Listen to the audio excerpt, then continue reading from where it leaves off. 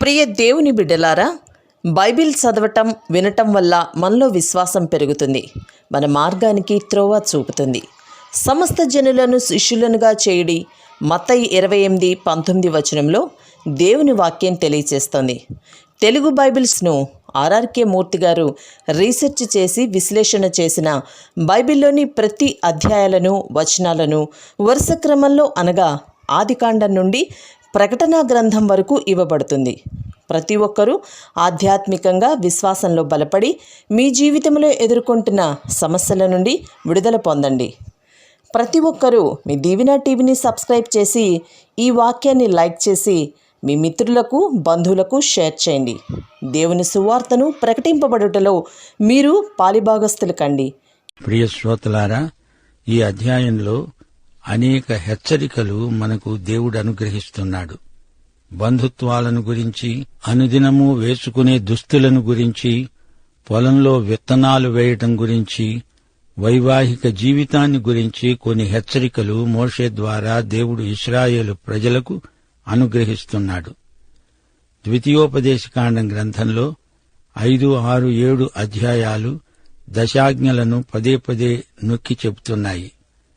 8 నుండి 21 అధ్యాయం వరకు మత సంబంధమైనవి, జాతీయమైనవి కొన్ని నియమ నిబంధనలు ప్రస్తావించబడ్డాయి. ఇప్పుడు 22 అధ్యాయంలో గృహ సంబంధమైన విషయాలు, బంధుత్వాలు పేర్కొనబడ్డాయి. 26 అధ్యాయం వరకు ఇవే అంశాలు కొనసాగుతాయి. ఇశ్రాయేలు జాతికి ఇవ్వబడ్డ హెచ్చరికలు, కుటుంబాలలో పరస్పర సంబంధాలను గురించిన హెచ్చరికలు ఎన్నెన్నో ఈ గ్రంథంలో ప్రస్తావించబడ్డాయి.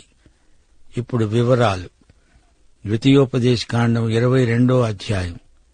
నీ సహోదరుని ఎద్దుగాని గొర్రెగాని తోవ తప్పిపోవటం చూచిన ఎడల నీవు వాటిని చూడనట్లు కన్నులు మూసుకొనక అగత్యముగా వాటిని నీ సహోదరుని వద్దకు మళ్లించాలి.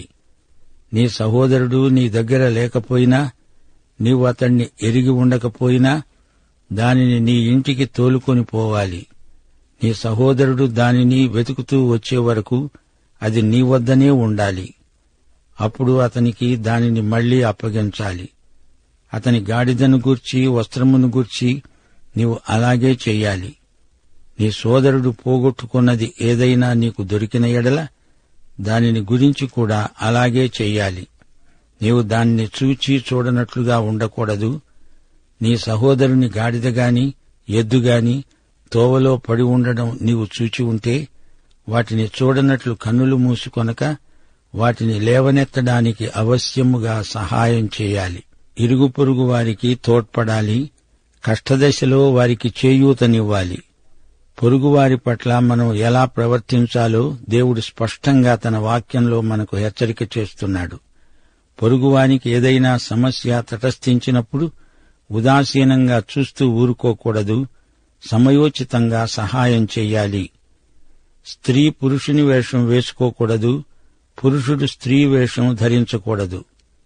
అలా చేసే వారందరూ నీ దేవుడైన యెహోవాకు హేయులు. ఈ నియమం ఈ రోజున మనకు వర్తిస్తుందా? అవును, పురుషుడు పురుషుడుగానే కనపడాలి. అలాంటి దుస్తులే వేసుకోవాలి. అలాగే స్త్రీ కూడా సహజంగా తనకు సరిపడే దుస్తులే వేసుకోవాలి. ఇది ధర్మశాస్త్ర యుగం కాదని చెప్పి ఇష్టం వచ్చినట్లు వేషాలు వేయడం సభ్యత అనిపించుకోదు. పురుషులు స్త్రీలలాగా కనపడితే, స్త్రీలు పురుషుల్లాగా అగిపిస్తే అది అసహజం, అసభ్యం. దేవుడు మనల్ని స్త్రీ పురుషులుగా సృజించాడు. ఈ భేదాన్ని ఎవరూ తొలగించలేరు. నేను స్త్రీని కాను, నేను పురుషుణ్ణి అనుకుంటే సరిపోతుందా? స్త్రీ స్త్రీయే, పురుషుడు పురుషుడే. ఇద్దరూ ఒకటి కాదు, సమానము కాదు. ఇద్దరిలో ప్రత్యేకత ఉన్నది. ఒకరికంటే ఒకరు ఎక్కువ కాదు, తక్కువ కాదు. ఆదాము ఆదామే, హవ్వ హవ్వే. ఇద్దరూ దేవుని బిడ్డలే. దేవునికి పక్షపాతమేమీ లేదు. గుడ్లైనా పిల్లలైనా ఉన్న పక్షి గూడు చెట్టు మీదనే గాని, నేల మీదనే గాని, తోవలోనే గాని నీకు కనపడిన ఎడల తల్లి ఆ పిల్లలనైనా ఆ గుడ్లనైనా పొదిగి ఉన్న ఎడల పిల్లలతో కూడా తల్లిని తీసుకోకూడదు. తల్లిని విడిచి పిల్లలనే తీసుకోవచ్చు. అలా చేస్తే నీకు మేలు కలుగుతుంది. నీవు దీర్ఘాయుష్మంతుడవవుతావు. గమనించారా? దేవుడు పక్షులను గురించి కూడా ఎంతో శ్రద్ధ తీసుకుంటున్నాడు. మత్తయి సువార్త 10వ అధ్యాయం 29వ వచనంలో ప్రభువు అన్నాడు, 2 పిచ్చుకలు కాసుకు అమ్మబడతాయి గదా, అయినా మీ తండ్రి సెలవు లేక వాటిలో ఒక్కటైనా నేల మీద పడదు. అంటే పడితే ఎక్కడ పడుతుంది? తండ్రి ఒడిలో పడుతుంది, సురక్షితంగా ఉంటుంది. అది ఒక పక్షి మాత్రమే, అయినా దాన్ని గురించి తండ్రికి ఎంతో శ్రద్ధ. మీరు భయపడకండి, మీరు అనేకమైన పిచ్చుకల కంటే శ్రేష్ఠులు. దేవుడు నిన్ను నన్ను గురించి ఎంతో శ్రద్ధాసక్తులు చూపుతున్నాడు. ఆయనకు నీ స్థితిగతులన్నీ బాగా తెలుసు. ఇప్పుడు ద్వితీయోపదేశకాండం 22వ అధ్యాయం 8వ వచనం వినండి. కొత్త ఇల్లు కట్టించేటప్పుడు దానిమీద నుండి ఎవడైనా పడితే నీ ఇంటి మీదికి హత్యాదోషం రాకుండా నీ ఇంటి పైకప్పునకు చుట్టూ పిట్టగోడ కట్టించాలి. ఇండ్లు ఏ విధంగా కట్టుకోవాలో దేవుడు తన గ్రంథంలో ఆజ్ఞాపిస్తున్నాడు. ప్రజలు ఇండ్లు ఎలా నిర్మించుకుంటారో అది కూడా దేవుడు పరిశీలిస్తున్నాడు. ఇల్లు కట్టుకుంటే దానిని ప్రభువునకు ప్రతిష్ఠించాలి. ఇల్లు అందులో ఉన్నవారికి క్షేమము భద్రత కలిగేటట్లు నిర్మించబడాలి. నీవు విత్తే విత్తనముల పైరు, నీ ద్రాక్షతోట రాబడి ప్రతిష్ఠితములై ఉండాలి. నీ ద్రాక్షతోటలో వివిధమైన వాటిని విత్తకూడదు. విత్తనాలు కలగలుపు చేయకూడదు. ఎద్దును గాడిదను జతచేసి భూమిని దున్నకూడదు. ఉన్ని జనపనార కలిపి వేసిన బట్టను ధరింపకూడదు. ఈ విధంగా కలగలుపు చేస్తే అది అసహజంగా కనపడుతుంది. ఉతికినప్పుడు బట్ట చెడిపోతుంది, సగం కుంగుతుంది. మీరు కప్పుకునే మీ బట్ట 4 చెంగులకు అల్లికలను చేసుకోవాలి. బట్ట చెంగులు నీలిరంగులో ఉండాలి. ప్రధాన యాజకుని దుస్తులు కూడా అలాగే ఉంటాయి. ఈ చెంగులు ఏమి సూచిస్తాయి? దేవునికి తమకు గల పరస్పర సంబంధాన్ని ఈ వస్త్రపు చెంగులు చూపుతాయి. యూదుల మతానికి ఈ వస్త్రపు చెంగులు సంకేతంగా నిలిచిపోయాయి. గమనించాలి, కలగలుపు చేయకూడదు, కల్తీ చేయకూడదు. దేవుని బిడ్డలు లోకంతో ఒకటైపోకూడదు. విత్తనాలు కలగలుపు కాకూడదు. ఎద్దును గాడిదను ఒకే కాడికి కట్టకూడదు. ఉన్ని జనపనార కలవవు. అలాగే క్రైస్తవులు లోకంతో కలవకూడదు. ఇప్పుడు ద్వితీయోపదేశకాండం 22వ అధ్యాయం 13వ వచనం నుండి వినండి. ఇది కన్యాత్వపు పరీక్ష. ఒకడు స్త్రీని పెండ్లి చేసుకుని ఆమెను కూడిన తరువాత ఆమెను వల్లక ఆమె మీద అవమాన క్రియలతో కూడిన నిందలు మోపి ఆమె చెడ్డది అని ప్రచురపరచి ఈమె యందు కన్యాత్వం నాకు కనపడలేదని చెప్పిన ఎడల ఆ చిన్నదాని తల్లిదండ్రులు ద్వారమందున్న ఆ ఊరి పెద్దల వద్దకు ఆ చిన్నదాని కన్యాత్వ లక్షణాలను తీసుకుని రావాలి. ఆమె నిర్దోషి అయితే ఆమెకు ధర్మశాస్త్రం కాపుదల కలిగిస్తుంది, హామీ ఇస్తుంది. భర్త చేసే ఆరోపణలు అబద్ధమని రుజువైతే ఆమెకు కావలసిన భద్రత కల్పిస్తుంది. న్యాయసమ్మతమైన తీర్పు చెప్తుంది. చిన్నదాని తండ్రి ఊరి పెద్దలకు ఫిర్యాదు చెయ్యాలి. తన అల్లుడు తన కుమార్తెకు చేసిన అవమాన క్రియను గురించి వారికి చెప్పాలి. తన కుమార్తె కన్యాత్వపు గుర్తులు చూపాలి. పట్టణపు పెద్దల ఎదుట గర్భాధానపు బట్టను అనగా పడగటింటి బట్టను పరచాలి. ఆమె నిర్దోషి అయితే ఆమె భర్తకు శిక్ష విధించబడుతుంది. 100 వెండి రూకలు జరిమానా విధించబడుతుంది. ఆ జరిమానా పైకం ఆమె తండ్రి తీసుకుంటాడు. అప్పుడు ఆమె అతనికి భార్య అయి ఉంటుంది. అతడు తాను బతికే దినములన్నిటా ఆమెను విడువకూడదు. ఒకవేళ ఆ చిన్నదాని యందు కన్యక లక్షణాలు కనబడని ఎడల ఆ చిన్నదానిని ఆమె తండ్రి ఇంటికి తేవాలి. అప్పుడు ఆమె ఊరివారు ఆమెను రాళ్లతో చావగొట్టాలి. ఏలయనగా ఆమె తన తండ్రి ఇంట వ్యభిచరించింది, ఇశ్రాయేలీయులలో దుష్కార్యం చేసింది. ఆ విధంగా ఆ చెడుతనాన్ని మీ మధ్య నుండి మీరు పరిహరిస్తారు. చూచారా, ఆమె దోషి అయితే మరణశిక్ష తప్పదు. వైవాహిక బంధం పవిత్రమైనది. ఇది శాశ్వత బంధం. ఇది బంధకం కాదు.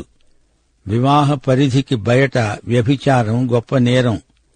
ధర్మశాస్త్రమందు దేవుడు తన ప్రజల నుండి పరిశుద్ధతను కోరుతున్నాడు. వైవాహిక పవిత్రతను కాపాడాలి. మానవ కుటుంబాలు దాంపత్య విశ్వసనీయతను పాటించి దేవుణ్ణి మహిమపరచాలి. మగనాలితో వ్యభిచరించిన పురుషునికి ఆ స్త్రీకి కూడా మరణశిక్ష విధించబడుతుంది. ఒక కన్యకకు ప్రదానం జరిగిన తరువాత ఆమె వ్యభిచరిస్తే అప్పుడు ఆ స్త్రీ పురుషులిద్దరినీ ఊరి గవిని వద్దకు తేవాలి. ఆమె అతనితో వ్యభిచారానికి ఒడంబడినందున వారిద్దరిని రాళ్లతో చావగొట్టాలి. ప్రదానం చేయబడిన చిన్నదానిని పొలంలో బలాత్కారం చేసి ఎవడైనా మానభంగం చేస్తే ఆ మనుష్యుడే చావాలి. ఆ చిన్నదానిని ఏమి చేయకూడదు. ఆమె యందు మరణపాత్రమైన పాపము లేదు. ఇది బలాత్కారం. ఆమె కేకలు పెట్టినా ఎవరూ వచ్చి ఆమెను తప్పించలేదు. ప్రదానం చేయబడని కన్యకను ఎవడైనా బలాత్కారం చేస్తే ఆమెకు మానభంగం చేసినవాడు ఆమె తండ్రికి 50 వెండి రూకలివ్వాలి. ఆమెను తప్పక పెళ్లి చేసుకోవాలి. తాను బతికిన దినములన్నీ ఆమెను విడనాడకూడదు. సోదరీ సోదరులారా, ఈ అధ్యాయంలో 13వ వచనం నుండి కన్యాత్వపు పరీక్షను గురించి చెప్పబడింది. 1 నుండి 12వ వచనం వరకు వివిధ హెచ్చరికలు కలిపి చెప్పబడ్డాయి. 3వ వచనంలో పొరుగువాని వస్త్రాన్ని గురించి చెప్పబడింది. 5వ వచనంలో స్త్రీ పురుషుల దుస్తులను గురించి హెచ్చరించబడింది. 11వ వచనంలో ఉన్ని జనపనార కలిపి నేసిన బట్టను వేసుకోకూడదని చెప్పబడింది. 12వ వచనంలో కప్పుకునే దుప్పటికి 4 చెంగులకు అల్లికలు ఉండాలని చెప్పబడింది. 17వ వచనంలో పడకటింటి బట్టను పరచాలని చెప్పబడింది. అలాగే 4వ వచనంలో పడిపోయిన జంతువు, 6వ వచనంలో గూటి నుండి పడిన పక్షి, 8వ వచనంలో కప్పు మీద నుండి పడిన మనిషి. ఈ అధ్యాయంలో మరొక రహస్యం ఉన్నది. యుద్ధంలో చేరడానికి కొందరు స్త్రీలు పురుషుల బట్టలు వేసుకొని అధికారులను మోసగిస్తారు. అలాగే పురుషులు స్త్రీల వేషం వేసుకుని యుద్ధంలో చేరకుండా తప్పించుకుంటారు. ఏది ఏమైనా స్త్రీ పురుషుల మధ్య దుస్తుల మార్పిడి మంచిది కాదు. ఈ అధ్యాయం కన్యాత్వ పరీక్షకు జరిగే పంచాయితీని వివరిస్తున్నది. వివాహ విషయంలో గాడిద ఎద్దు కలయిక కుదరదు. విశ్వాసులకు అవిశ్వాసులకు మధ్య వివాహం పొసగదు. వ్యభిచారమనేది ఘోరమైన సామాజిక నేరం. మగనాలుగాని అవివాహితగాని వివాహానికి బయట లైంగిక సంపర్కం పెట్టుకోకూడదు. వ్యభిచారానికి జారత్వానికి భేదం ఉన్నది. వివాహితులు లైంగిక పాపం చేస్తే అది జారత్వం. అవివాహితుల దుష్ప్రవర్తన వ్యభిచారం. దీనికి మరణశిక్ష విధించబడింది. వివాహం అన్నిటిలో ఘనమైనది. వివాహమందు స్త్రీ పురుషులు ఏక శరీరమవుతున్నారు. దేవుడు జతపరిచిన వారిని ఎవరూ వేరుపరచకూడదు. సోదరీ సోదరులారా, దొరికిన సొమ్మును అట్టే పెట్టుకోవడం నేరం. దాని యజమానికి దానిని అప్పగించాలి. ప్రజలలో ధనాశను దేవుడు గర్హిస్తున్నాడు. పొరుగువాని ఆస్తిని ఆశించకూడదని ఆజ్ఞాపిస్తున్నాడు. స్త్రీ పురుషులు తమ లైంగిక హద్దులను మీరి ప్రవర్తించరాదని దేవుడు హెచ్చరిస్తున్నాడు. పురుషులు స్త్రీలుగా, స్త్రీలు పురుషులుగా మారడానికి కృత్రిమ ప్రయత్నాలు చేయడం దేవుని వాక్యానికి విరుద్ధం. స్త్రీ తానొక ఆదర్శ స్త్రీగా క్రీస్తునందు జీవించాలి. అలాగే పురుషుడు కూడా ఆదర్శ పురుషుడై పరిశుద్ధంగా జీవించాలి.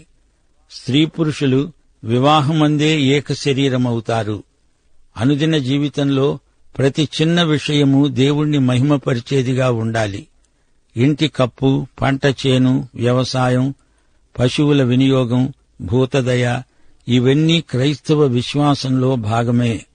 వేసుకునే దుస్తులు, తినే ఆహారం వీటన్నిటిలో ఆరోగ్య సూత్రాలు పాటించాలి. దేవుడిచ్చిన ప్రతి ఆజ్ఞ తన బిడ్డల క్షేమం కోసమే ఉద్దేశించబడింది. ధర్మశాస్త్ర సూత్రాలు ప్రజలను నిర్బంధంలో ఉంచడానికి కాదు, ఇవి వారికి కాపుదలగా ఉపకరిస్తాయి.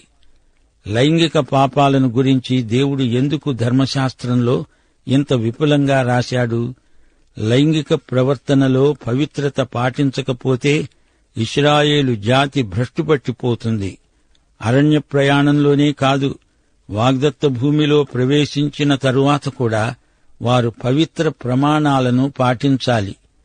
కొలసీ పత్రిక 3వ అధ్యాయం 5-8 వచనం వరకు, భూమి మీద ఉన్న మీ అవయవములను అనగా జారత్వము, అపవిత్రత, కామాతురత, దురాశ, విగ్రహారాధన అయిన ధనాపేక్ష, వీటిని చంపివేయాలి. వీటి వలన దేవుని ఉగ్రత అవిధేయుల మీదికి వస్తుంది.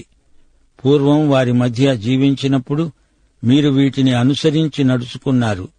ఇప్పుడైతే మీరు కోపము, ఆగ్రహము, దుష్టత్వము, దూషణ, మీ నోట బూతులు అనే వీటన్నిటినీ విసర్జించండి. విశ్వాసులు లైంగిక ప్రవర్తన విషయంలో అతి జాగ్రత్తగా ఉండాలి. ఏమాత్రమూ నిర్లక్ష్యం చేసినా సంఘాలు విచ్ఛిన్నమైపోతాయి. లైంగిక పవిత్రత దేవుణ్ణి మహిమపరుస్తుంది. లైంగిక అసభ్యత దేవుని కుటుంబంలో అనేక అరిష్టాలకు దారితీస్తుంది. స్త్రీ పురుషుల మధ్య ఉండవలసిన నైతిక సంబంధాలు, ఆధ్యాత్మిక విలువలు వ్యక్తిగత క్రైస్తవ ఉజ్జీవానికి దోహదపడతాయి. వివాహ సంబంధాలు పవిత్రమైతే పుట్టే పిల్లలు కూడా క్షేమంగా, ఆరోగ్యంగా ఉంటారు. 2 కొరింథీ 6వ అధ్యాయం 14వ వచనం, అవిశ్వాసులతో జోడుగా ఉండవద్దు. నీతికి దుర్నీతితో ఏమి సాంగత్యము? వెలుగునకు చీకటితో ఏమి పొత్తు? ఈ సందర్భంలో యోహాను సువార్త 8వ అధ్యాయం 5వ వచనం మా శ్రోతల దృష్టికి తెస్తాము. వ్యభిచారమందు పట్టబడిన ఒక స్త్రీని శాస్త్రులు, పరిసయ్యులు యేసు వద్దకు తెచ్చారు. ఆమెను మధ్యను నిలువబెట్టి అన్నారు, బోధకుడా, ఈ స్త్రీ వ్యభిచారము చేస్తూ ఉండగా పట్టబడింది. అట్టి వారిని రాళ్లు రువ్వి చంపాలని ధర్మశాస్త్రంలో మోషే మనకు ఆజ్ఞాపించాడు గదా. అయినా నీవేమి చెప్తున్నావు? ఈ సందర్భంలో మతనాయకుల కుట్ర బయలుపడింది. ఆమెను తెచ్చారు గాని అతడేడి? వారిద్దరికీ ధర్మశాస్త్రం శిక్ష విధిస్తుంది, అయితే కృప క్షమిస్తుంది. మా శ్రోతలకు ఈ సందర్భంలో ధర్మశాస్త్రాన్ని, దానిని మించిన కృపను మరి ఒకసారి జ్ఞాపకం చేస్తాము. ధర్మశాస్త్రం రోగ నిర్ధారణ చేస్తుంది గాని రోగాన్ని తొలగించలేదు. ఆ పని కృప మాత్రమే చెయ్యగలదు. మనము కృపాయుగానికి చెందిన వారము. ఈ లోకంలో జీవిస్తూ ఉండగా అన్యుల వేషభాషలను మనం అనుకరించకూడదు. ధర్మశాస్త్రమందలి ప్రధానాంశం ఒకటి ఉంది. మానవుడు తోటి మానవుల పట్ల వ్యవహరించే తీరు, తన చుట్టూరా ఉన్న పశుపక్ష్యాదుల పట్ల తన వైఖరి, భూమి, వృక్షాలు, వీటిని గురించిన తన బాధ్యత, ఇవన్నీ తీర్పులోకి వస్తాయి. చివరికి గృహ నిర్మాణం విషయంలో కూడా ఇతరులకు ఆటంకము, హాని లేకుండా చూడాలి. ఎద్దు, గాడిద మధ్య ఉన్న వ్యత్యాసం గమనించాలి. ఎద్దు పవిత్రమైనది, గాడిద అపవిత్రమైనది. ఈ రెండూ కలిసి జీవించలేవు, పని చెయ్యలేవు. మానవులు, జంతువులు, అలాగే విత్తనాలు, ఇవన్నీ దేనికవి ప్రత్యేకం. కల్తీ విధానం పనిచెయ్యదు. సాధారణంగా అలనాటి ఇశ్రాయేలీయులకు ప్రతి ఒక్కరికి కప్పుకునే దుప్పటి ఒకటి ఉండేది. అందులో కొన్ని అరలు సంచులుగా కుట్టబడి ఉంటాయి. దానిని రాత్రిపూట కప్పుకుంటారు. పగలు అందులోని సంచులలో కొన్ని పదార్థాలు మోసుకు వెళతారు. తల్లిదండ్రులు తమ కుమార్తెల కన్యాత్వం విషయమై ఎంతో జాగ్రత్త వహించాలి. సమాజంలో అమ్నోను లాంటి వారు ఉన్నారు, జాగ్రత్త. 2 సమూయేలు 13వ అధ్యాయం 15వ వచనం, తామారును అమ్నోను మానభంగం చేశాడు. ఆ తరువాత ఆమె ఎడల అత్యధికమైన ద్వేషం పుట్టి, అది వరకు ఆమెను ప్రేమించినంతకంటే అతడు మరి ఎక్కువగా ఆమెను ద్వేషించి లేచిపొమ్మని ఆమెతో చెప్పాడు. ఇది ఎలాంటి నీచమైన ప్రవర్తనో గమనించండి. ప్రియ సోదరీ సోదరులారా, ఈ అధ్యాయంలో ఇంచుమించు 20 న్యాయ చట్టాలు ప్రస్తావించబడ్డాయి. పాత నిబంధనలోని ఆజ్ఞలన్నీ దేవుడు వేసిన కంచెలాంటివి. సాధారణ ప్రజలు కంచె దగ్గరే ఉంటారు. కంచెను దాటే శోధన వారిని వెంటాడుతుంది. కాని మనం కేంద్రంలో ఉన్నాము, క్రీస్తునందున్నాము. దేవునికి స్తోత్రం. ప్రియ శ్రోత, ఒక విషయము ఆలోచించు. ప్రభు అయిన యేసుక్రీస్తునందు మనకు పవిత్రమైన తలంపులు, ఆలోచనలు, క్రియలు, వైఖరులు అలవడతాయి. ఈ యేసుక్రీస్తును నీవు స్వకీయ రక్షకుడుగా ఎరుగుదువా? లేకపోతే ఇదే అనుకూల సమయం, ఇదే రక్షణ దినం. పాఠం ఇంతటితో సమాప్తం. ప్రభు అయిన యేసుక్రీస్తు వారి కృప మీ ఆత్మలకు తోడై ఉండునుగాక. ఆమేన్.